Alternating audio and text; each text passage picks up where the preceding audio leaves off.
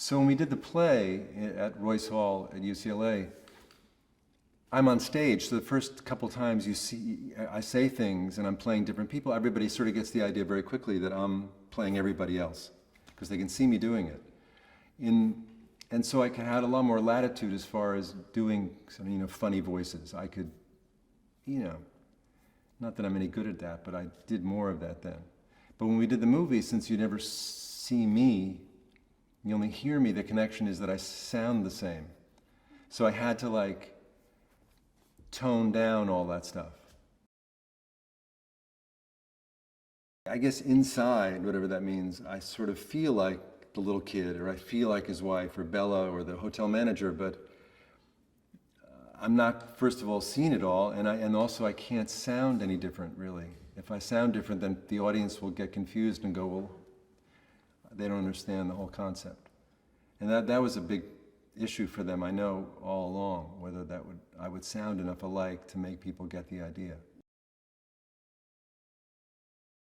It's hard to say whether it's the puppets or the machinery that they used, or it's just Charlie coming through, but there's something about the characters being puppets that makes them very sort of pure.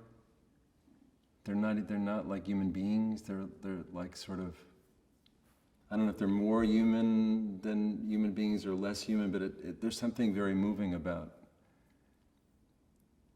everybody in it.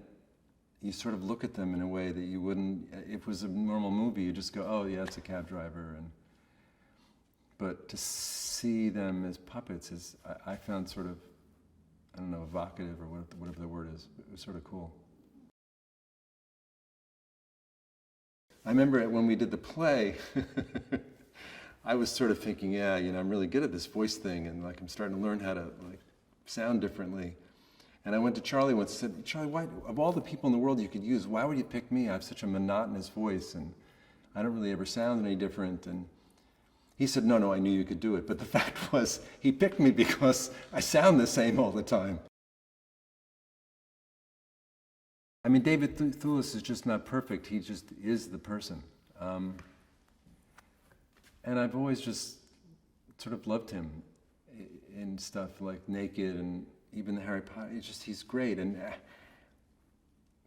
he makes me laugh a lot. Sometimes we were doing scenes, it was hard not to, when he would start to get upset when I would yell at him and stuff, it was hard not to laugh, because I find him, there's something very sort of charming and sweet and real about him. It was really fun to watch her sort of tackle the whole thing. And it's part of her, but it's very different than anything I remember ever seeing her do. It's just fun to be around him because of how difficult this was to do and how unlikely, even 6 months ago, I was thinking, is this ever going to happen, really? And it just seemed so hard, and it's very touching to be around him and to see his excitement and sort of being overwhelmed by the success so far that's happened with it.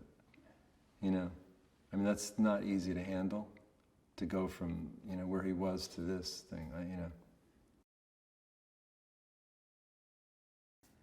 It's sort of like how you see your parents. I mean, they were just like a couple. I mean, they would start to direct me, and then they would run off and talk and come back, and one of them would tell me something, and it was sort of like one person. It wasn't really, oh God, this is Charlie talking. It was sort of very unified. And Charlie made a real effort to make sure that happened. I could feel that,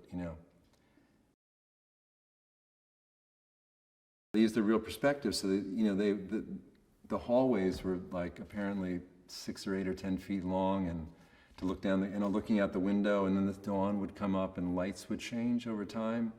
I mean, they had to change the lighting a tiny bit, move the cloud. I mean, it's sort of hard to imagine how anybody could do that, and it just looks like a movie. It doesn't look like clunky animation where you sort of get used to things not being perfect, where this is sort of perfect. It's just, it came from such a, I don't know what the word is, modest beginning, and having very little money, and at this point, it's just, you just be excited to think that this will become part of the cultural consciousness, that this will somehow, you know, or it may change the way things are done. And I mean, that's the way Charlie's stuff is.